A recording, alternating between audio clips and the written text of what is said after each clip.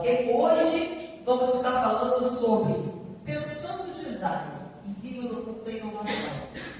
Então a gente vai estar falando sobre design thinking. Isso é um assunto bem interessante e para você que não conhece, é a oportunidade de conhecer. Então, para falar sobre esse assunto, vamos chamar aqui Edeliniana!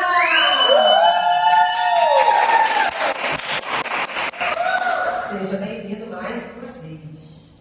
Boa noite, mais uma vez estamos juntos em uma terça-feira, dando continuidade ao nosso ciclo de palestras. Sejam muito bem-vindos, como eu sempre falo, né? Nós temos palestras já prontas até dia 3 de dezembro. Então, todas as terças-feiras, agora às 20 horas, estaremos juntos aí com vários temas na área da gestão, da inovação, da tecnologia, da saúde, melhoria contínua e desenvolvimento humano. Bom, espero que quem esteja participando esteja gostando desse nosso tipo de palestra. Tem muito assunto, muito conteúdo para a gente melhorar aí o nosso dia a dia profissional e pessoal. Tá ok? Hoje, como foi anunciado, vamos falar sobre design thinking e o tema da nossa palestra é Pensando o Design. Né? Ou melhor, como a tradução normal que a gente vê por aí, né? Que é pensando em formas de projeto. O pensamento projetista, vamos pensar assim, onde a gente sempre coloca o pensamento voltado para o desenvolvimento de um projeto. E no caso do design thinking, a gente vai falar sobre inovação. Não que a gente não possa aplicar em qualquer outro tipo de projeto que a gente venha desenvolver, mas normalmente está ligado esse tipo de ferramenta à inovação. Como nós temos também uma área de inovação, que é exatamente o que nós estamos falando hoje, estou associando então essa ferramenta ao tema, à área de conhecimento da inovação. Ok? Então, sejam muito bem-vindos. Bom, como todo início de palestra, eu sempre tento associar a palavra de Deus ao tema que nós estamos conversando. Ok? E hoje nós estamos falando sobre design, estamos falando sobre projeto, estamos falando sobre detalhamento de projeto. E nós vamos ver como o nosso Deus é tão minucioso também quando Ele nos pede para desenvolver o projeto. E nós vamos falar aqui em Gênesis capítulo 6, versículos 14 e 16, onde Deus está dando uma ordem a Noé para que ele desenvolva a arca. E olha só que coisa interessante com relação ao detalhamento, como é que Deus pensa o design com toda a minuciosidade. Faze para ti uma arca de madeira de gofer, de madeira. Farás compartimentos na arca e a betumarás por dentro e por fora com betume. E desta maneira farás de 300 côvados de comprimento da arca e de 50 côvados a sua largura e de 30 côvados a sua altura. Farás uma arca, farás na arca uma janela e de um côvado a arca farás em cima e a porta da arca porás ao seu lado. Far-lhe-ás andares baixo, segundo e terceiro. Então aqui Deus está pensando no design. Ele já anunciou que vai haver um dilúvio, e para que Noé, com a sua família, pudesse passar por esse dilúvio, ele precisa desenvolver um projeto. É o projeto da arca. Esse é um assunto conhecido de todos, é um assunto que normalmente quem é cristão, ou mesmo quem não é cristão, já ouviu falar da história de Noé e da sua arca, e também já ouviu falar da história do dilúvio. Para que ele pudesse passar por dilúvio, só lembrando que foram 40 dias e 40 noites de muita água, de muita chuva, que inundou, e segundo o relato da Bíblia, acabou com o mundo. E só essa família conseguiu se livrar por conta da arca, ou seja, estava protegido dentro da arca. Mas para que ficasse protegido com tanta chuva, do jeito que foi, naquele dilúvio, como é contado na Bíblia, esse projeto precisava ser desenvolvido com muitos detalhes. E eu coloquei só um pedacinho aqui para vocês verem, mas todos os detalhes dessa arca foram ditos de Deus para Noé, para que não houvesse erro na hora da construção e com certeza ele conseguisse então se livrar do dilúvio. Então, pensar no design, a gente vai ver que existem ferramentas, técnicas, e a própria mudança de pensamento com relação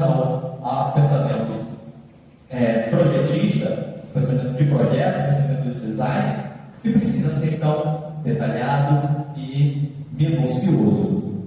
Então, eu coloquei aqui uma imagem para a gente ver que o desenho não é simplesmente um desenho arquitetônico, mas eu coloquei aqui um desenho arquitetônico e a gente vai ver que pensar no design em todos os sentidos, todas as minuciosidades, todos os processos, todas as ferramentas, todos os recursos, todas as pessoas envolvidas para que a gente consiga chegar ao resultado que desejamos.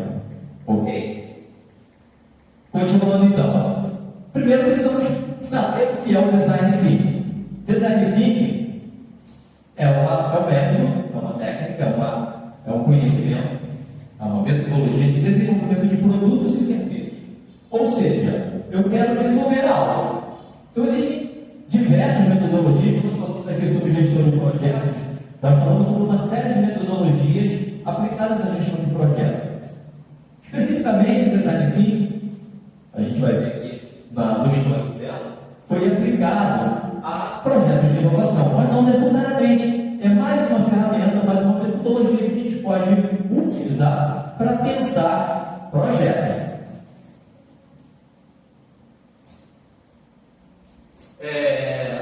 Bom, todo design tem uma metodologia de desenvolvimento, de produtos e serviços que utiliza métodos e sensibilidade de design para resolver problemas complexos. Tem que lembrar que projetos são problemas complexos. Existem projetos mais simples, logicamente, mas normalmente os projetos são projetos mais complexos. Por que a gente chama de projetos complexos? Porque muitas vezes, principalmente os projetos de inovação, nós estamos desenvolvendo algo que nunca foi desenvolvido. E quando você busca fazer algo que nunca foi desenvolvido, você vai se deparar com o desconhecido. E ao se deparar com o desconhecido, aquilo passa a ser complexo, porque você não sabe necessariamente que resultado aquelas coisas vão ter. Então, por isso a gente fala que são problemas complexos. De forma criativa e eficaz. Ou seja, sempre buscando o projeto com resultado. Eu vou ter, ao final desse desenvolvimento, vou ter algo que vai precisar, que vai ser utilizado, seja um produto ou um serviço. E ao ser utilizado, então, ele vai gerar um resultado. Por isso a ideia da eficácia. Ok? O Design Thinking é centrado no ser humano. Qual a importância disso?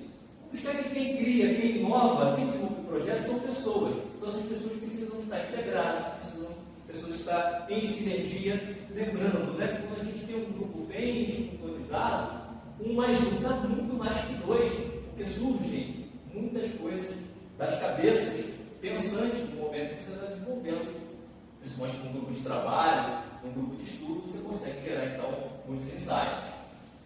Altamente colaborativo, experimental, otimista visual. Experimental por quê? Porque quando a gente fala em design thinking, nós estamos pensando no resultado no final de cada etapa do design thinking, nós já vamos ter basicamente um protótipo, algo mensurável, algo palpável, para que você já possa colocar, mesmo que não seja o produto final acabado, você já consegue ter ali algo que você consegue medir, para saber se as pessoas gostam daquilo, se aquilo realmente pode ser usado, se aquilo realmente vai ter uma abertura com o público-alvo, enfim, essa é a ideia. Em vez de focar apenas na tecnologia ou na viabilidade, pensa na tecnologia, pode ser tecnologia da informação, mas qualquer tipo de tecnologia. Quando a gente usa, por exemplo, vamos imaginar que estejamos criando uma embalagem, por exemplo. Existem diversas tecnologias, não necessariamente tecnologia da informação, para você criar uma embalagem. Então, por exemplo, eu posso utilizar um cortador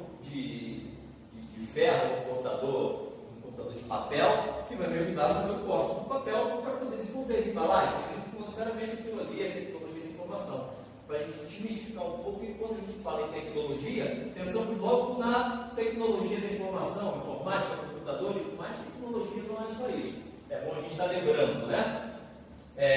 Pensar na tecnologia, na viabilidade financeira, o design thinking prioriza a compreensão profunda das necessidades e experiências das pessoas envolvidas. Então, o mais importante, apesar de não ser só tecnologia, pode se utilizar tecnologia, não é só recurso financeiro, é necessário muitas vezes, dependendo do tamanho do projeto, da complexidade, que a gente tenha recurso financeiro para aquilo, mas muitas vezes é muito mais importante os skills profissionais de cada pessoa para desenvolver aquilo que deseja, não necessariamente os recursos financeiros e tecnológicos. A gente tem uma série de de exemplos de produtos que foram colocados no ar, muito antes de utilizar tecnologia. A pessoa utiliza o papel, faz desenho, mostra os desenhos, faz todas as aplicações como se estivesse utilizando a ferramenta tecnológica propriamente dita, mas está simplesmente desenhado no papel. Você ali no papel você já consegue olhar o passo a passo daquilo, perceber se aquilo pode ser viável ou não. E muitas vezes para aquilo você não precisa de recursos financeiros. Com papel e caneta você consegue desenvolver o protótipo daquilo que você deseja desenvolver. A gente vai ver alguns exemplos aqui. Ok? Permitindo assim o desenvolvimento de soluções que verdadeiramente atendam às demandas e os desejos. A gente vai ver aqui que quando você parte para um projeto, seja para desenvolver um produto ou serviço, a gente já viu isso em palestras anteriores, a gente sempre busca escutar a voz externa. Você não vai desenvolver algo que você vai empurrar na goela do seu consumidor ou daquele usuário. Você primeiro vai escutar o que aquele usuário ou consumidor deseja, para que você possa, então, desenvolver um projeto para aquilo. Essa agora é a ideia que se tem de oferecer produto e serviço, não como fazia, né, a Ford no início do século XX, ele fazia um monte de carro preto e como só tinha que fazer do carro, você era obrigado a comprar um carro preto. Mas no momento em que a Toyota começou a desenvolver projetos onde você poderia escolher aquele carro que você desejava, com a cor que você desejava, muitas vezes com o design que você desejava, as pessoas pararam de comprar Ford preto e passaram a utilizar aquilo que agradasse as suas necessidades e desejos. Ou seja, passou de uma produção empurrada, eu produzo e empurro aquilo que eu tenho no meu consumidor ou no meu usuário, no meu cliente, para ser uma produção puxada, ou seja, eu escuto primeiro o que a pessoa quer e ela me impulsiona a desenvolver aquilo que ela deseja. Então, é mais ou menos isso aqui também para utilizar essa metodologia. O design thinking pode ser usado em qualquer empresa, em todas as áreas, inclusive para você, não precisa ser necessariamente com a empresa. Não tem tamanho, no caso de uma empresa, pode ser uma empresa de tamanho pequeno, pode ser uma empresa grande, a metodologia ela se adequa a qualquer tipo de negócio. Ok?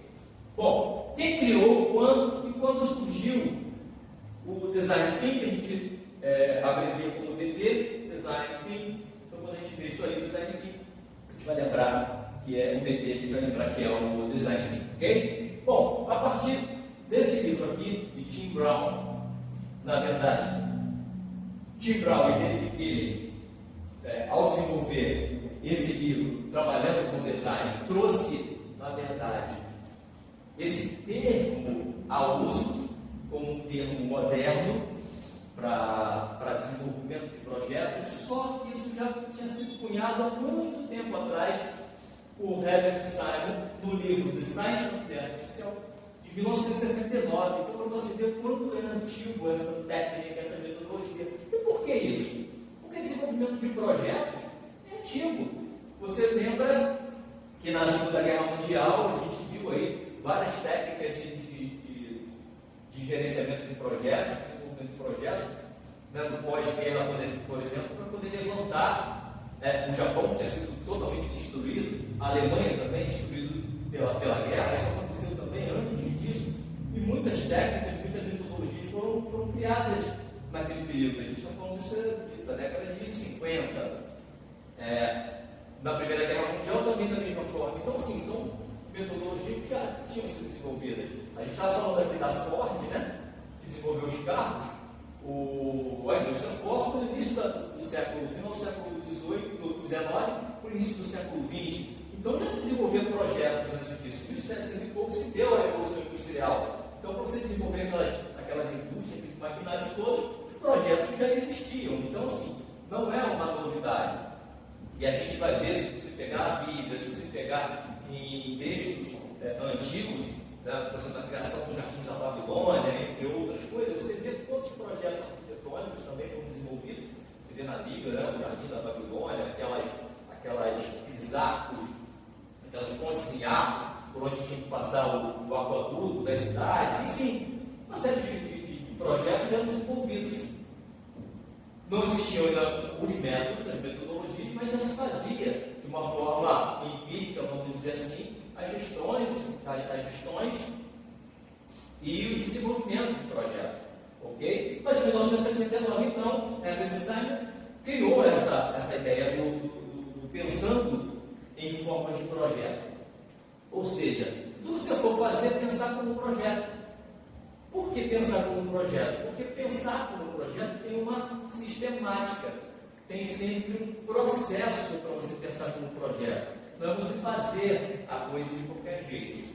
Então, você sempre vai ter uma metodologia para criar qualquer tipo de projeto. Essa é a ideia. Por isso, o seu pensamento tem que ser um pensamento de projeto. Por isso, o design thinking é pensando em forma de projeto. Ou seja, o seu cérebro vira uma caixa que tudo que você olha, você, quando começa a pensar, você começa pensando sistematicamente como desenvolver aquilo em forma de projeto. E aí, só para a gente lembrar, quando a gente fala sobre gestão de projetos, lembrar que o projeto é algo que tem início e fim. Lembra disso? Para que seja definido como um projeto, é algo que precisa ser temporal. Eu preciso ter um início bem definido, e eu preciso ter um término para aquilo. E ao longo disso, eu tenho toda a gestão do projeto, cronograma, tempo, recurso, enfim. E você define, você depois do planejamento você starta aquilo e ao final você entrega algo. E aí é o resultado do projeto, que aí vai ser um produto ou um serviço. Ok? Então, em 2009, quando foi criado, o livro foi desenvolvido, o livro foi em 2009, foi quando popularizou o termo, então, design thinking pelo Tim Brown. Ok? Para que serve o design thinking? E aí, aqui, resolver problemas e desafios das empresas de forma a gerar valor. Nós falamos na aula passada de valor. O que é valor? Valor é aquilo que a pessoa para a qual você vai entregar percebe, não é aquilo que você diz. Então, quando a gente trabalha pensando num projeto, utilizando a metodologia de design thinking, a gente vai pensar naquilo que o outro deseja, aquilo que o outro percebe como valor, não naquilo que eu acho que é valor. Ok? Ele é centrado no humano, como eu falava, tornar a criação mais colaborativa. Por quê? Porque a metodologia do design thinking prevê você trabalhar de forma colaborativa. Você não vai ver ninguém trabalhando design thinking uma pessoa. Eu desenvolvi um método de design thinking, vou sentar aqui na minha cadeira e vou escrever todo o método, todo o projeto do design thinking. Não vai funcionar dessa forma.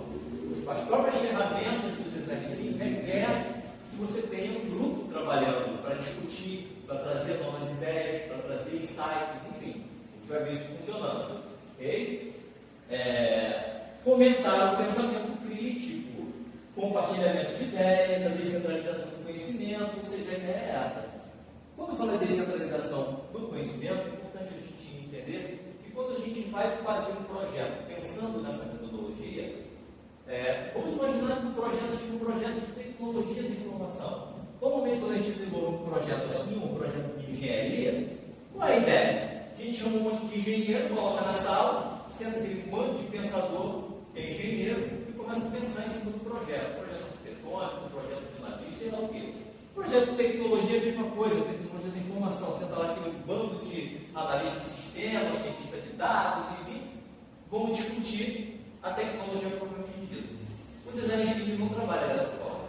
Ele trabalha trazendo ele é multifatorial, ele é multidisciplinar. Por quê? Porque ele entende que, como aquilo vai ser entregue, o valor vai ser entregue, não é o valor, não é aquilo que você percebe como valor, é o valor que o outro percebe. Quanto mais ideias divergentes houver, para que você possa convergir para aquele produto ou serviço que você está desenvolvendo, melhor. Então, ele prevê que você chame um grupo grande e de diversos setores da sua empresa para participar de um trabalho de design thinking. Então, por exemplo, é muito comum, eu desenvolvendo um produto, eu tenho alguém da área de finanças, tenho alguém da área de recursos humanos, tenho alguém da área de serviços gerais, tenho alguém da área, ou seja, tem um grupo multidisciplinar para pensar determinadas coisas. Seria o brainstorm? Oi? Seria o brainstorm? Então, o brainstorm é uma ferramenta que se utiliza para extrair dessas pessoas o que você deseja para poder chegar no seu produto e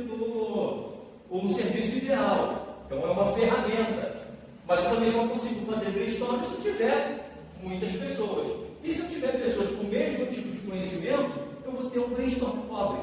Então, o brainstorm é uma ferramenta, só que vai ser uma ferramenta utilizando na multidisciplinaridade, na transversalidade dos temas. Por quê? Porque aí eu vou enriquecer o meu brainstorm com visões de pessoas de áreas completamente diferentes. E eu vou conseguir convergir isso com o meu produto, então com um produto mais rico, exatamente com aquilo que possivelmente possa ser valor para quem eu estou desenvolvendo o meu produto. Inclusive, tem projetos que você chama o teu fornecedor para participar, você chama o próprio cliente para criar junto, que você chama pessoas ao redor, que não são da empresa, que não tem nada a ver com o projeto, que nunca desenvolveu um projeto, mas para trazer ideias, porque as pessoas têm ideias, independente de serem profissionais da área ou não. As ideias são enormes, são variadas. O importante no processo de design thinking é coletar ideias, ok? Bom, e como é o processo do design thinking? Bom, a gente vai ver aqui que ao longo do tempo o design thinking foi muito mexido, vamos dizer assim. A gente vai ver metodologia com quatro etapas, a gente vai ver essa metodologia com 5 etapas, a gente vai ver essa metodologia com 6 etapas, enfim. Na verdade, não é certo, não é errado. Um pau da goiaba, no fundo foi desenvolvido com 4 etapas, simplesmente. Mas a gente começa a perceber que, ao longo do desenvolvimento da metodologia do design thinking, algumas coisas poderiam ser incrementadas para poder facilitar. Vou dar um exemplo disso. Uma fase de implantação. Porque quando a gente tinha a metodologia original, a gente chegava na fase final para uma fase de protótipo, desenvolvimento do protótipo. Ok, depois do protótipo, faz o quê? Não faz nada? Então alguém foi lá e colocou uma fase de implementação. O produto real implementa o protótipo e implementa o produto. Algo nesse sentido. E brincando com isso, chegou-se então a uma metodologia com até 6 etapas. A gente vai ver aqui 4, que é a original, depois a gente vai ver o desenvolvimento disso. Na tela principal da nossa chamada está com 5 etapas. Mas isso aí a gente vai ver nos diversos livros, inclusive o material que eu disponibilizei para vocês, que vão ter sido explicado ao se aprofundar essas várias incrementos que a metodologia então sofreu. Ok? Vamos lá. E quais são as etapas? Etapas chamadas de etapa de imersão, ideação, prototipação e implementação. Ok? Montada dessa forminha aqui, ó, que é chamado da forma de duplo diamante. Só foi o nome dado. Por que duplo diamante? Porque a gente tem que passar pelas arestas do diamante para navegar por pelo circuncindar, para circular, assim. Ou seja, para andar ao redor do diamante. Tinha falado. Eu vou ter momentos em que eu vou passar por uma fase de abertura e depois eu vou passar por uma fase de fechamento, que a gente chama de momento de convergência, divergência de ideia, que é quando você abre, e o momento de convergência dessa ideia, para a gente poder chegar a um determinado resultado. Como é que seria isso então? Primeiro, você vai ouvir o cliente, ouvir o mercado, ouvir o negócio, ouvir o seu colaborador, enfim, vou ouvir. Eu quero montar um projeto de algo que eu vi que vai ser importante, ou seja, aquela dor que alguém possui, no mercado, cliente, não importa, a dor.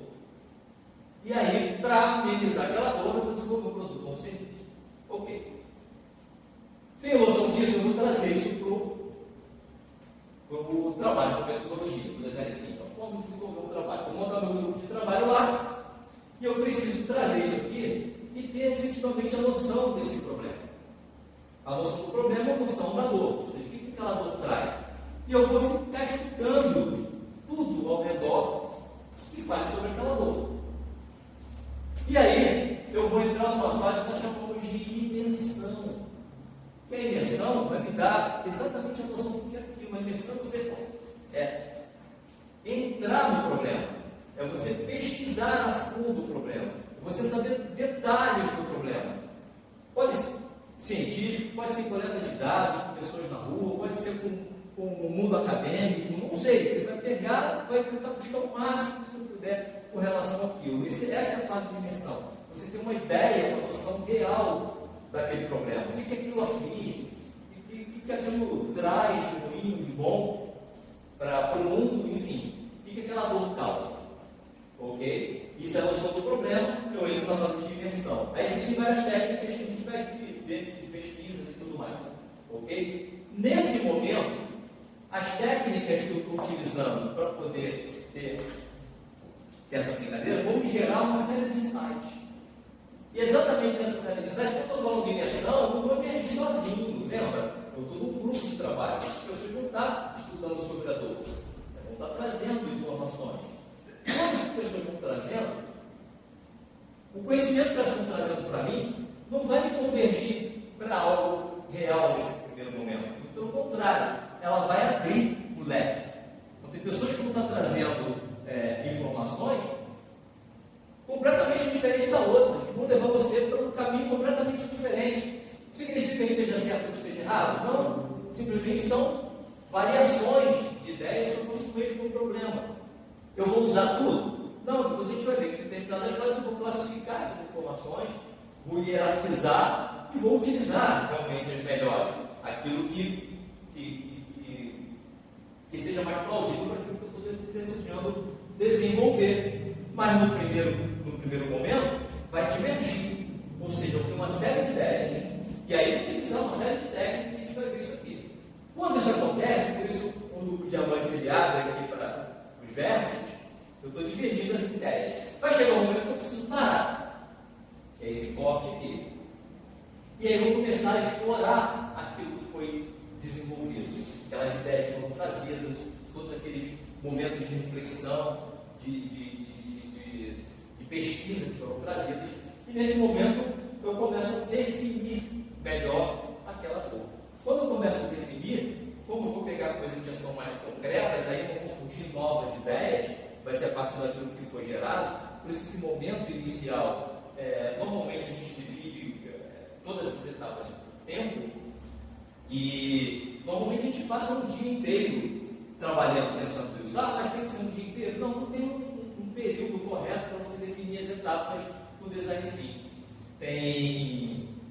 Tem projetos que eu já vi que as pessoas desenvolvem numa primeira etapa no período da manhã, no período da tarde, aí no outro dia, mesma coisa, o quarto de manhã, o terceiro e o quarto da tarde, mas que a gente pega e faz cada etapa, por exemplo, num dia, tira um dia para tirar a etapa. Tem projetos mais complexos que eu já vi pessoas trabalhando uma semana, por exemplo, em cada etapa, porque precisa desenvolver mais profundamente cada coisa dessa, principalmente no período de imersão, no período de descoberta, no período de pesquisa, precisa de um tempo maior para trazer informação, algo que é necessário. Aqui a gente está nem falando de informações que as pessoas às vezes passam anos, por exemplo, pesquisando algo. Essa fase de descoberta ela é muito mais ampla, falando de projetos menos complexos que isso. Ok? Mas, e aí com certeza nós estamos utilizando também design thinking para poder criar produtos farmacêuticos. Mas enfim. Então nesse momento começa a explorar em cima daquilo que já foi desenvolvido. E aí eu vou começar a ter uma definição. E essa definição, está vendo que agora eu estou partindo dos vértices laterais para a ponta novamente do diamante, e aí eu vou chegar aqui, eu vou convergir as ideias que vêm daqui e vêm daqui, e aí eu já vou ter uma definição real do meu problema. Ou seja, eu consigo descrever o meu problema de uma forma que todos consigam compreender efetivamente o problema. Ok? Então, estou nessa fase aqui. Com definido o problema, eu escrevo o problema, eu justifico o problema, eu gero hipóteses a respeito desse problema. Ou seja, todo aquele processo, né, os porquês, os quem, onde, então, começo a definir essas coisas todas. E aí eu passo para idear ou criar as ideias a respeito do que pode resolver efetivamente esse problema que foi bem definido. E aí começa a nossa fase de ideação.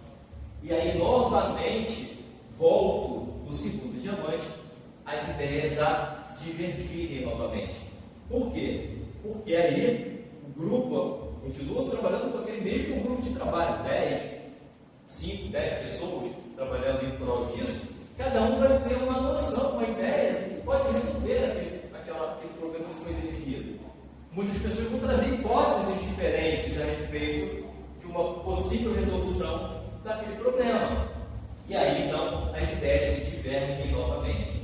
E aí, até um determinado ponto em que você para. Esse ponto, mais uma vez, falei, pode ser metade de um dia, pode ser um dia, pode ser uma semana. Enfim, vai estar definido. O mais importante dessa brincadeira aqui é a gente não definir tempos diferentes para cada etapa.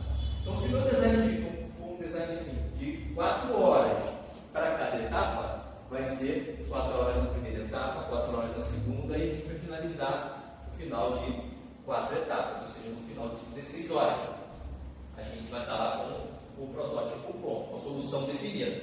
Se for de um dia, no final de 4 dias. E aí a gente vai ter, então, de 8 horas, seriam 32 horas de definição. Ou seja, 32 horas de trabalho, no final das 32 horas, eu vou ter a definição da minha solução. Se for de uma semana, no final de 4 semanas, eu vou ter a solução do meu problema. Ou seja, não trabalhar com períodos diferenciados, trabalhar com as etapas bem definidas. Ok? Bom, então, divergiu novamente, ok? Chega naquele tempo, 4 horas, 8 horas, uma semana, 40 horas, paro novamente, e aí eu entro para a fase de criação. Aqui eu gerei esse método, agora eu vou começar a criar. O que é criar? É desenvolver um protótipo propriamente dito. Eu vou desenvolver algo que ao final eu possa entregar e já começar a utilizar. O produto completo aqui, por 16 horas eu consigo trazer o produto pronto. Não. Vamos supor que seja um software. Por exemplo, vamos pensar no software, vamos pensar no software de um Uber, por exemplo. A gente da Uber, vamos imaginar que a gente estivesse criando um marketplace para poder chamar um automóvel, chamar uma bicicleta, chamar um iFood, por exemplo. O que esse software precisa fazer? Ele precisa ter uma camada que você possa cadastrar os motoristas, você pode ter uma camada que você precisa cadastrar os usuários, e você precisa ter algo que faça a relação, a comunicação entre o usuário e o motorista. Preciso fazer design? Não. Se eu já conseguir que a pessoa baixe o aplicativo e só tenha cadastro do usuário para o motorista, e que ele possa dizer lá que o carro dele é tal. Do outro lado, que ele possa dizer que a pessoa tem fulano, Bertano, os documentos, tal. E que esse cara consiga chamar esse motorista para pegar ele no lugar que ele deseja, já está funcionando no aplicativo. Mas não tem mapa que mostre por onde ele está passando. Mas não tem. Nesse primeiro momento, não. Eu só quero testar um protótipo para saber se as pessoas se cadastram no meu software como motorista e se as pessoas cadastram no meu software como usuário. E se na hora que o cara precisa chamar o motorista, se aquilo funciona. Funcionou? Opa, legal. As pessoas gostaram? As pessoas se cadastraram? Elas já começaram a usar? Eu faço uma pequena propaganda, convido lá 10, 20, 30 amigos para usar. Funcionou? Opa, então isso pode dar pano para manga. Aí você passa para um outro projeto, que é desenvolver um aplicativo específico com todos os detalhes que você desejar, com usabilidade, com design, com tudo que você precisar. Mas agora, nesse momento, a ideia não é essa. A ideia é o utilizador. Eu preciso ter um transporte urbano que não seja um táxi, que não seja um ônibus.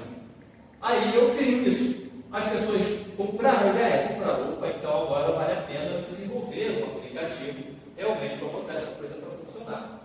Para você ter uma ideia, a 99 Táxi, quando começou, não foi nem com a 99 Táxi, por exemplo, depois ela migrou, mas foi com o Easy Táxi. O protótipo dela era uma pessoa vestida de celular, onde você tinha um aplicativo, tipo aquelas roupinhas que o pessoal coloca de propaganda, né? Um desenho do celular aqui na frente, com alguns botõezinhos, onde ele apertava, aí a pessoa virava, aí apertava do outro lado, e aí ia vendo se caminhava todo o processo de utilização para onde se desejava. E aí se perguntava para as pessoas o que elas achavam daquilo, se aquilo chamasse como automóvel, então, se ela ia gostar e tal. As pessoas foram validando aquilo muito antes de desenvolver o aplicativo propriamente dito. Ou seja, uma ideia lúdica, uma ideia barata, que culminou num aplicativo do Easy Taxi, que depois virou o 99 Taxi, que é parecido com o Uber que vocês conhecem aí, com essa chamada, provavelmente se desenvolveu aí mais ou menos no mesmo na época, pode ter sido muita coisa vista também já como funcionava um ou outro, enfim, mas na verdade quando ela começou, não começou com o aplicativo propriamente dito, começou com um protótipo de papelão, uma pessoa vestida e fazendo como se ela fosse o aplicativo funcionando. Então, assim, o protótipo em si, ou seja, a solução entregue, não necessariamente precisa ser a solução completa. Normalmente a gente chama essa solução ao final do processo de ideação de MVP, que é o mínimo produto viável, ou seja, é aquele mínimo que você precisa ter para saber se, na hora de implementar, né? Na solução não precisa, na solução pode ser algo desenhado até, mas quando você passa para a fase de implementação, com a solução entregue, pode ser o que a gente chama de mínimo produto viável, ou seja, aquele produtinho com o mínimo de recursos possível, bem carequinha, mas que funciona. Depois você vai botar design, imagem, enfim, vai colocar uma série de outras coisas, mas não é importante nesse momento. É importante saber se entrega valor para o meu cliente, aquilo é importante para ele. Ok? Então são essas as fases, e aí você tem a solução. Novamente, nesse momento da entrega, começa novamente a convergir as ideias. Então você tem a fase de ideação que foram criadas várias ideias. Novamente, você seleciona, hierarquiza, classifica as melhores, e aí você parte para definir a solução daquelas ideias que foram as melhores ideias para aquela solução proposta. Ok? Bom, aqui está tudo que eu falei de uma forma mais discriminada, para ficar mais fácil, né? A fase de descoberta, o momento de divergência, onde a gente entende o problema, aí eu descubro, chega a fase que eu corto e eu defino, aí é uma fase de convergência, onde eu descubro potenciais soluções para definir, para começar a explorar, escolher, né, aquelas ideias retiradas aquilo ali. Aí eu tenho a ideia da solução, crio a ideia do que vai ser montada, exploro a potencial solução daquela ideia, aí normalmente diverge as ideias, chega um ponto que eu faço o corte e faço a convergência novamente para quê? Para desenvolver o produto, que é a solução MVP, para poder entregar lá, que é o prototipar e validar a potencial solução. Aí você cria o protótipo, você cria o MVP e entrega esse produto funcionando e começa a fazer os testes no mercado. Ok? Aqui eu só venho explicando então cada fase, o que é que a gente faz e quais ferramentas nós vamos utilizar. Então a gente já viu no grupo diamante que a gente tem duas fases de divergência e duas fases de convergência, onde eu entro na versão pesquisar para tentar descobrir a dor eu abro, quando eu descubro eu fecho novamente para desenvolver as potenciais ideias, acho a ideia, desenvolvo a solução e entrego. Ok? E aí o que eu tenho? A imersão mergulha no problema. Eu falei isso anteriormente, você vai se aprofundar para descobrir o problema, para definir melhor o problema, para deixar claro e justificar porque você está criando aquele produto, aquele serviço. Então, se você conhecer bem o que você está desenvolvendo, então esse é o passo. Ok? Então você tem duas fases da imersão, que são a imersão preliminar e a imersão de profundidade. Por quê? Porque você precisa primeiro dar o start no aprofundamento. Você não vai mergulhar de cara naquilo, até porque, como falei, esse problema pode trazer uma série de caminhos para você poder seguir. Normalmente, a gente tem mais de um caminho a seguir quando aparece o problema. E aí eu preciso, então, uma imersão preliminar para saber que caminho seguir na hora de fazer essa pesquisa. Ok? Até para escolher o método de pesquisa, é importante nessa fase preliminar pesquisa de aprofundamento acadêmico, onde eu preciso buscar, dependendo do produto, né? Onde eu preciso procurar por artigos científicos que me embasem a respeito disso. Se for um projeto, por exemplo, arquitetônico, eu vou verificar se existe algum projeto próximo daquilo que eu vou fazer para saber se eu posso tirar alguma ideia. Enfim, então, vai ser uma pesquisa de mercado, então eu preciso dar fazer perguntas para as pessoas, preciso coletar uma amostra, enfim. Então, assim, tem muitas coisas que eu preciso definir ainda nessa primeira etapa, por isso que é chamada de etapa preliminar. Quando chega na profundidade, aí eu já defini essas coisas. Então, eu vou entrar fundo naquilo. Vamos supor que eu tenha escolhido que eu trabalhei em cima de artigos acadêmicos para desenvolver o meu projeto. Então, vou coletar os melhores artigos sobre aquilo, os melhores resultados e vou trabalhar em cima daquilo. Então, um exemplo.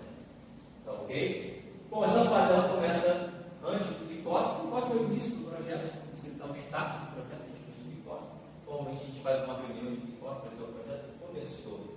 Esse projeto o projeto do design thinking, não é um projeto ainda já da solução, tá ok? Então, vamos começar a gente descobriu que existe uma dor no mercado que vamos trabalhar. Então, nós vamos criar um projeto, pensar um projeto para a gente definir o projeto. Seria um pré-projeto.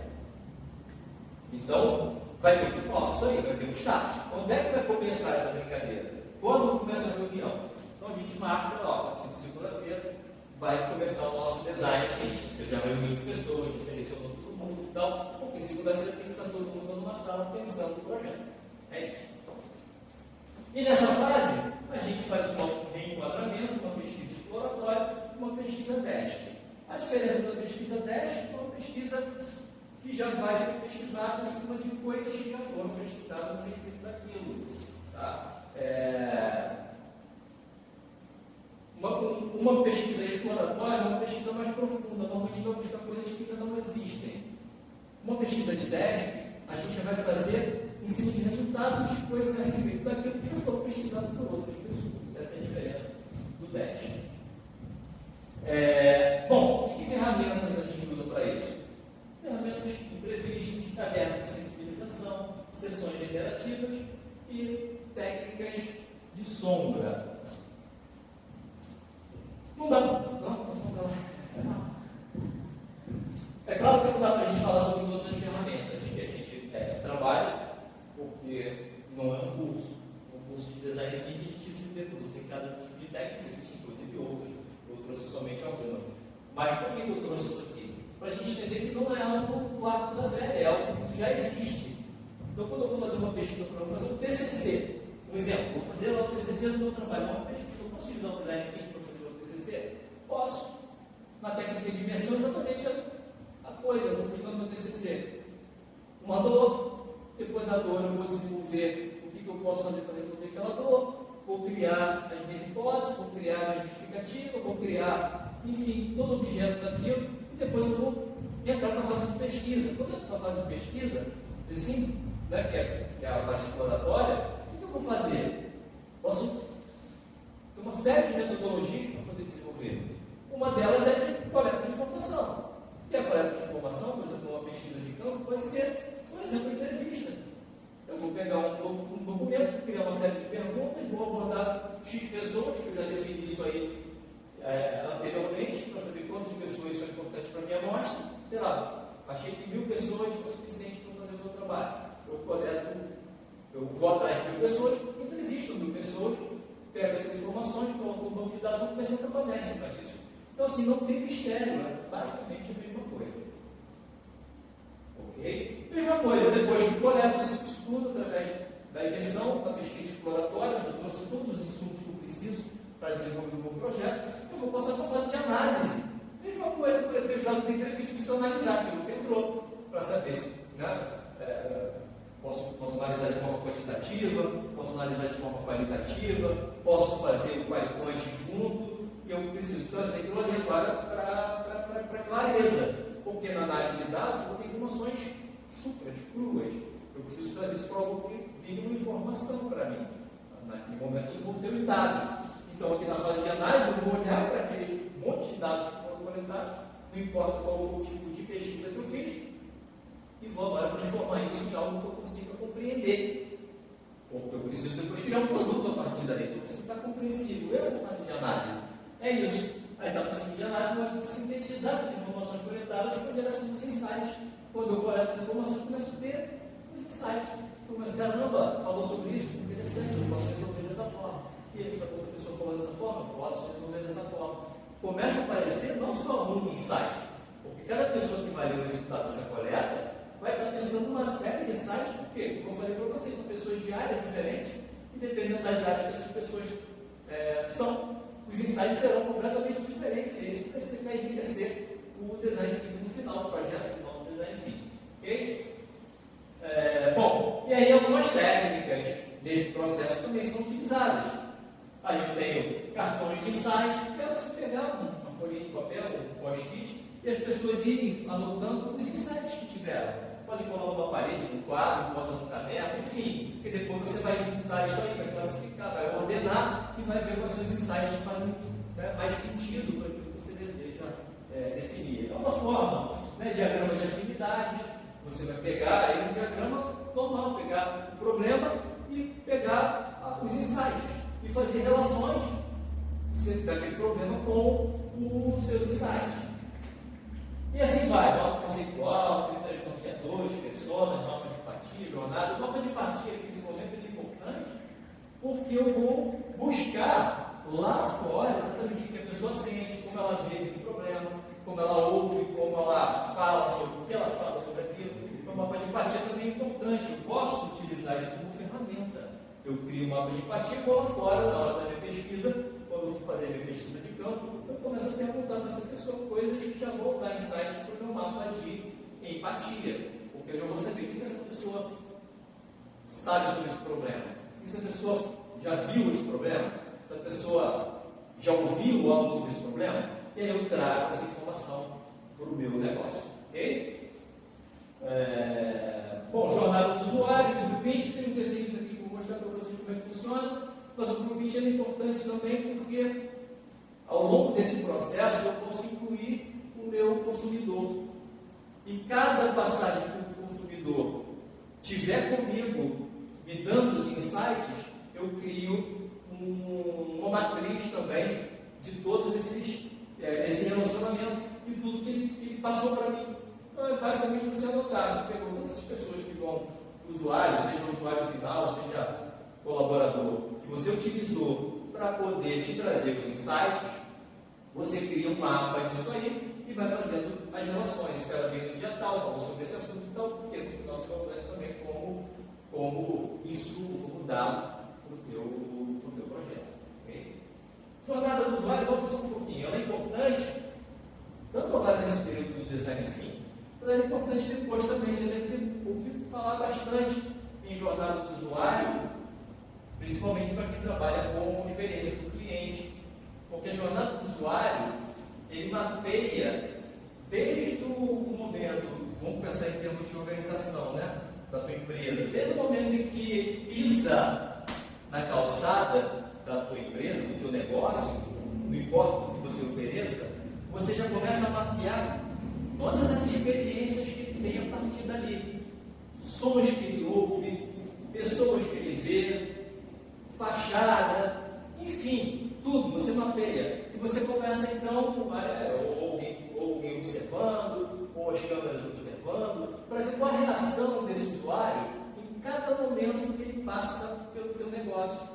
Ele entra na porta da tua empresa, aí ele é recebido ou não, tem uma recepção que se dirige, como é que ele se dirige a essa recepção, como essa recepção se dirige a ele, se foi resolvido o problema, se não foi, onde joga, e você vai vendo o grau de satisfação que esse usuário vai tendo até o momento em que ele pega o teu produto, né, utiliza aquele produto e sai da tua loja. Você vai mapear toda essa jornada do teu cliente, várias experiências, para você ver como é que esse teu cliente está tendo, a experiência que ele está tendo ao consumir, ao utilizar o teu produto ou serviço. Então isso é super importante, porque a gente consegue melhorar o tempo inteiro através das reações que esse consumidor, cliente, o usuário tem sobre o seu negócio. Okay?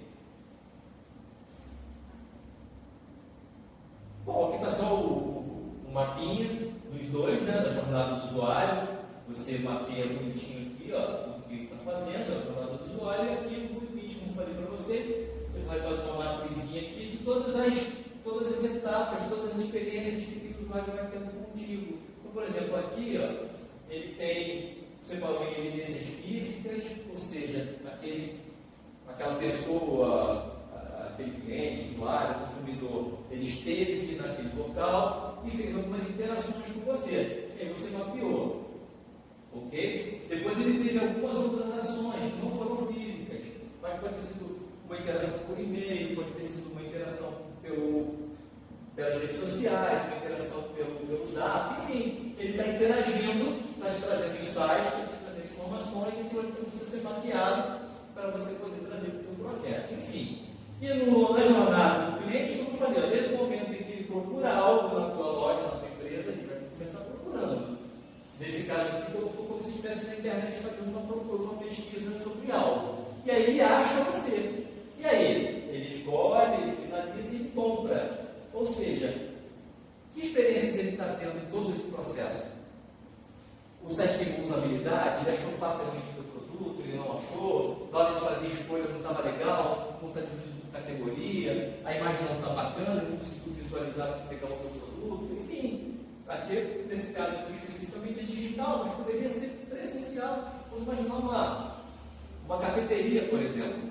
O cara está desejando tomar um café, quer tomar um café diferente, mas ele não quer tomar um café que toma em casa. Ele quer ter uma experiência com o café. Ele quer chegar a sentir um cheiro diferente, ele quer ouvir um som, ele quer ter uma harmonia naquele local que traga para ele o que mexa com o emocional dele. Não é simplesmente tomar um café, porque o café ele faz em casa todo dia. E aí é essa experiência que você vai mapear. Porque como é que você cria essa experiência para ele? Porque a experiência é dele. Você não pode chegar e falar, não. Você até pode ter algumas ideias, porque você já foi em alguns lugares, você também tem as suas próprias experiências, você já teve as suas sensações, suas emoções de lugares que você foi. Então você parte do princípio que muita gente está gostando daquilo que você gosta. Mas você pode estar procurando nada. Então, assim, a gente pode fazer um básico, mas para eu saber realmente se aquilo tem valor para o cliente, só fazendo ele passar por aquilo e percebendo ou perguntando para ele o que ele gostaria que ele tivesse que mexesse com o emocional dele, que desse a experiência que ele deseja ao tomar um café. Então, eu preciso ir além daquilo que eu acho bonito, daquilo que eu gosto, de experiências que eu tive. Vai ser com certeza diferente das experiências que o teu cliente, usuário ou consumidor terá. Mas só para a gente lembrar, cliente e usuário não é a mesma coisa, tá? Porque eu posso ter o cliente consumidor, né? Você sabe a diferença do cliente e consumidor? Por exemplo, quando você compra uma ração, o teu consumidor é o teu cachorro, você não come a ração do teu cachorro. Então o cliente ali é você. O teu consumidor, o consumidor daquilo é o teu cachorro. E muitas vezes você não gosta de café. Mas você entra na loja de café para comprar café. Vai ser importante a experiência do café para o cara que só compra o café para a esposa? Não, porque ele não gosta nem de café, não gosta nem do cheiro de café, mas ele entra na cafeteria para comprar café. Ele é o cliente, mas quem é o consumidor do café? É a esposa. Então, assim, ele precisa arrumar um jeito de trazer essa esposa para esse ambiente, para que ela tenha essa experiência, e ela tem experiência, ela passa a consumir mais do meu café. Então, assim, é bom a gente ter essa diferenciação para a gente poder entender. Agora, tem que tratar bem o cliente e o consumidor, lógico, porque se a esposa nunca entrar lá para comprar um café, e se aquele cliente que compra um café para a esposa também não gostar de ir lá comprar café contigo, ele não volta mais, ele vai no outro. Então, assim, a gente tem que pensar em tudo, ok? Mas essa é a ideia. Então, eu preciso trazer experiências para todo mundo, ok? Bom, e a ideação? A gente coloca aqui, é pensar fora da caixa. É muito difícil, né, a gente pensar fora da caixa. A gente pensa, né? É difícil pensar fora da caixa. A gente acha que tudo que a gente pensa, alguém já pensou, né? Mas vou pensar isso aqui, alguém já pensou. E normalmente é assim mesmo que acontece. Tem ideias que eu penso aqui, que eu dou do outro lado, na África do Sul, que ela pensou exatamente igualzinho a mim. Né? A gente estava discutindo por esses dias, acho que foi ontem, estava conversando com a minha irmã, ela estava falando, algumas pessoas são iguais, né? Uma criança que faz uma malcriação aqui no Brasil é a mesma criança que faz a mesma malcriação lá no Japão, né? Então, assim, os comportamentos são parecidos, as pessoas são pessoas. Então, você vai ter uma ideia de criar algo novo aqui que você pensa, ninguém vai pensar nisso, ela lá está pensando. E se você muitas vezes não trouxer isso para a realidade, o cara lá vai puxar. E aí você já perdeu o time do negócio, o cara já fez o produto na tua frente. Então, assim, tem que ser rápido também nessa execução, né, dos seus insights. Mas você vê que não é tão difícil pensar fora da caixa assim, porque a gente está pensando fora da caixa, todo mundo pensando fora da caixa igual a minha, mesmo das mesmas coisas. Mas é exercício, é prática. Pensar fora da caixa é prática. Pegando um modelo parecido com esse aqui, e você em casa treinando, da mesma forma, se você pegar o que a gente aprendeu aqui, quando falou de Business Model Generation, que foi o PNC, né, o Canva, se você pegar o Canva, você começar a pensar negócios, pendura um Canva na tua parede, e começa a criar, desenvolver ali pequenos negócios, mesmo que já existam, mas você vai desenvolvendo o seu cérebro a pensar negócios, vai desenvolvendo o seu cérebro a pensar etapas, a pensar processo. Vai chegar um momento que ele sozinho vai trazer insights. Quando você olhar para uma coisa, você tem um insight, eu posso melhorar dessa forma, isso aqui eu posso criar algo que possa resolver o problema para isso aqui. O teu cérebro vai criando essa velocidade de pensamento e de criação. Então é exercício. Quando você pensa nisso, você pensa em negócio, pensa em modelagem de negócio, você pensa em design thinking, o teu cérebro começa a desenvolver isso. Ele começa a ficar veloz, começa a ficar ágil nesse pensamento criativo. Ok? Bom, e quais são as ferramentas que a gente utiliza então nessa etapa? A gente utiliza o brainstorming, a gente utiliza o workshop de co-criação. Co-criação que você cria junto. Normalmente quando a gente fala em criar junto, a gente traz exatamente quem está fora para criar junto com você. Porque você vai entregar para ele, você traz quem está fora para criar junto contigo. Normalmente é um cliente que te pede para você uma empresa. O cara quer que você desenvolva um produto para ele, e aí você vai lá e traz esse cliente para que ele possa desenvolver junto contigo. Ok? Cardápio de ideias, cardápio de ideias, meu irmão, já que com todas as ideias que foram colocadas ali, são ideias importantes que podem girar negócio. Porque nesse momento eu não vou criar muitas coisas, até porque eu não vou ter nem dinheiro e recurso para isso. Eu vou concentrar numa coisa que resolva um problema. Isso não significa que daquelas ideias todas que foram tiradas não tem outros insights que possam resolver ou melhorar até aquele problema que você pensou. Só que não é o momento de desenvolver. Então esse cardápio de ideias é importante, que ele vai entrar na minha lista de lições aprendidas. Ele vai entrar na minha lista de insights. E no momento oportuno eu posso utilizar isso para melhorar o meu produto ou serviço, ou mesmo criar um outro adjacente que possa melhorar aquele meu produto ou aquele serviço. Então, assim, é interessante que tenha esse cardápio, dependendo do que você faça. Você fez o brainstorm, não joga fora. Você já classificou, você já selecionou, já ordenou, já hierarquizou, guarda aquilo. Num segundo momento, isso pode ser trazido à tona, porque daquilo tudo você vai escolher um, mas não significa que tem outras ideias ali que possam ser colocadas em prática, ok? Uma matriz de posicionamento, uma matriz de Eisenhower, de prioridade, onde você seleciona uma matriz de 4 quadrantes e você vai colocar coisas diferentes ao produto, se você potencializa aquele produto, se você investe naquele produto, se você tira aquilo do lado, dentro dessa matriz, você vai pegar essas ideias e vai classificar. Isso aqui eu não vou fazer nunca, isso aqui eu posso vir a fazer lá na frente, esse aqui eu vou fazer agora é esse aqui que eu vou fazer agora. Então, dentro dessa matriz, você posiciona. Eu acho que eu botei ela aqui, só para a gente ter uma ideia. Foi não? Não foi. Enfim, mas é uma matrizinha mesmo, você divide ela em 4 quadrantes e você vai colocar aquilo que você vai potencializar agora, aquilo que você não vai potencializar, aquilo que você pode fazer um dia, aquilo que você pode fazer numa sequência, que não é tão urgente, mas é importante ser feito. Ok? Prototipagem, tirar efetivamente essa ideia do papel. E aí até coloquei aqui, ó, um exemplozinho, ó, um protótipo, que está trabalhando com embalagem. Falando, tem coisas que você pode desenvolver, produtos que você pode desenvolver, que não precisa de dinheiro propriamente dito. Esse cara aqui pegou uma caixinha de papelão, fez um desenhozinho, recortou o desenho que ele chamou, vai ser esse aqui a minha caixinha de joias, sei lá o que ele vai fazer aqui. Mas a ideia é que muitas coisas não necessitam efetivamente de dinheiro. Você pode desenvolver seus produtos e também serviços pensando fora da caixa, sem a necessidade de recursos tão exorbitantes, nem de tecnologias tão exorbitantes. É lógico que dependendo do projeto você vai desenvolver, vai precisar disso, mas outras coisas não. Okay? Aí você tem protótipo em papel, modelo de volume. O modelo de volume é aquele que você faz em um relevo, fica bonitinho, como se fosse encenação, você pode trabalhar. Não sei se vocês viram o filme do McDonald's, esqueci o nome, que ele desenvolveu todo o processo do hambúrguer e não tinha nem McDonald's, que ele tinha uma lojinha, ele queria desenvolver o processo e precisou fazer fora, porque a loja que ele tinha, que vendia hambúrguer, ela não comportava o que ele imaginava. Então o que ele fez? Ele foi para uma quadra de tênis, basquete, não sei.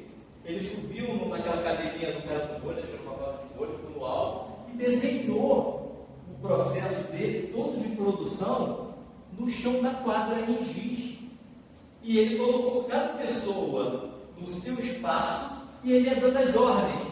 O hambúrguer vai daqui, passa para cá e tal. Aí ele ia vendo as movimentações dentro daquele quadrado, dentro daquele desenho, e as pessoas iam se batendo. E não, você não pode ficar aqui, você tem que trocar daqui para cá, porque aí você não bate. Primeiro tem que fazer esse, depois esse. Ele foi vendo a sequência, foi vendo bonitinho como ficava. No final, criou-se a linha de produção do McDonald's que a gente conhece hoje, que é a melhor do mundo. O cara consegue entregar um sanduíche em 30 segundos. Foi criada sem um tostão, desenhado no chão com giz, e ele só vendo como é que funcionava o processo. Então, é possível através da encenação. Isso é uma encenação. O storyboard é você fazer desenhos e sketches a respeito daquilo que você quer fazer, como se fosse uma história de quadrinhos. Você coloca numa sequência, isso faz isso, depois faz isso, depois faz isso. Podia ter muito bem criado o processo do McDonald's através do storyboard também. Só que fazendo o jeito que ele fez, ele colocou as pessoas em cena, ele conseguiu ver, dar vida exatamente o que poderia acontecer na linha de produção da criação do sanduíche. Ok? E o protótipo pode ser de produto, pode ser o protótipo do serviço. Você criar o serviço propriamente dito e fazer executar aquele serviço para ver se aquilo vai funcionar. Então, essa é a última etapa aqui, ou uma das ferramentas que a gente utiliza então, na prototipagem. Daqui é para onde? Prototipei e implementei. Ok? Aí eu tenho aqui, trouxe um exemplo de um caso de sucesso que utilizou essa ferramenta, tá? Que foi a Natura, mas tem vários, com vários exemplos, várias empresas que utilizam o design thinking como método. Você entra na internet, busca lá, não nessa página aqui, mas tem uma outra página que vai ter lá isso que você vê, tem um linkzinho para você entrar lá e ver alguns casos de sucesso, mas a linha Soul, eu nem sei se ela existe ainda, acho que foi no começo, lá atrás da Natura, que a ideia, ela é, bom, tinha um creme para pentear e tal, esse creme custava muito caro, eu precisava reduzir o custo desse creme, porque o custo era muito alto, bem como utilizar materiais que pudessem ser mais sustentáveis. E aí ele utilizou o design thinking para poder chegar nesse resultado. Então, enfim, isso aí é só descrevendo o que é o produto, porque muita gente poderia não saber o que é, por ser um produto descontinuado, né? Mas a ideia é a seguinte: para desenvolver a linha Soul, a Natura queria criar produtos para cabelo que fossem 30% mais baratos do que existia. Daí ela faz isso o tempo inteiro, por isso descontinua algumas outras linhas para criar outras. Porque ela faz isso sistematicamente ao longo da vida da Natura. Por isso que ela está do tamanho que está sendo uma das maiores empresas do mundo na área de cosméticos. Porque ela faz esse exercício o tempo inteiro, ok? Mais baratos que a linha básica, não tinha uma linha básica, ela queria criar 30% mais barata que a linha básica dela. Olha só que foi usado isso aí. Né? E que impactasse 50% a menos o meio ambiente. Ou seja, utilizasse menos plástico, menos petróleo, aquela coisa toda, porque produtos mais sustentáveis, porque depois aquilo vai para o lixo, normalmente volta para a natureza, e aí não tem os problemas ambientais. Então ela queria que reduzisse isso em 50%. A Natura criou uma embalagem que é 70% mais barata e ocupam 94% da menos espaço do que a média dos outros livros tinham. Olha só que coisa interessante, utilizando esse processo. Então, você vê que é um caso de sucesso. Ok? A linha azul também gera menos desperdício, tudo utilizado, descartado e tal. Enfim, vai passar. Bom, quais são as ferramentas normalmente a gente utiliza para o PT? Aí você tem pesquisa DESC, como mostrado lá, mapa de empatia, brainstorm, brainwright, diferença de uma que vai falar, da outra escrita. Normalmente hoje a gente não faz sofrer de forma falada, fala o brainstorm, escreve em algum lugar, ou numa parede, ou normalmente vai ter o brainwriting também. A diferença do brainwriting e do brainstorm é que o brainstorm você fala, alguém anota, ou você vai falando com a tempestade de ideia atrás da outra. O writing, você não precisa ter um monte de pessoa falando no meio do salão. Você pede a pessoa que quietinha lá, ela escreva as ideias no papel e vai depositando numa urna, em algum lugar, e depois você vai pegar aquilo ali e você vai fazer a sua seleção, a sua ordenação. Tá? Fazer os encontros bons de café é um exemplo. Tá? Fazer um trabalho de gamificação, ou seja, colocar as pessoas na sala e começar a criar exercícios de gamificação para as pessoas darem ideia, criar pontos, então, disputas e tal, só para motivar. A gente está chamando de disputas e trazer o cliente para criar junto, são algumas ferramentas que a gente utiliza. Aqui tem um e-mail, não deu para colocar lá na linha de referência, porque ficou grande a referência que eu coloquei lá para vocês, mas eu coloquei aqui que nesse site tem algumas outras ferramentas interessantes para vocês aprofundarem caso queiram desenvolver, enfim. Aqui eu trouxe o mapa de empatia, só para vocês verem como é, foi falado lá atrás. Você pega o seu cliente consumidor, você começa através desses quadrantes aqui definir, né, o que esse cliente pensa, o que ele escuta, o que ele faz, o que ele fala, o que ele vê, e você coloca, preenche isso aí. Cada pessoa pode ter o seu mapa de empatia e colocar em cima daquele cliente que você está enxergando, uma pessoa que normalmente você desenha anteriormente, e aí você vai trazer ideias a respeito disso tudo, ou mesmo outras entrevistas que você coletou, da voz do cliente que você ouviu lá fora, enfim. Das várias técnicas que você possa ter coletado essas informações, você traz aqui para o seu mapa de empatia.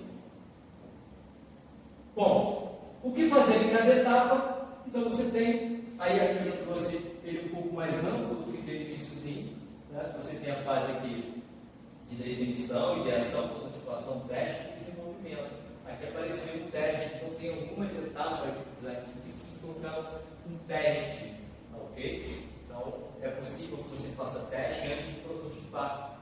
Você desenha, faz um desenho, testa aí, depois desenvolve o protótipo. Você prototipa e depois você faz o teste do seu protótipo. Você só vai desenvolver depois que você testou. É a história do telefone. Você prototipou, colocou o telefone, a moto você foi para a rua e testou. Ah, funcionou legal? Vamos transformar isso agora num MVP para poder colocar no mercado para ver se aquilo funciona. Essa é a ideia.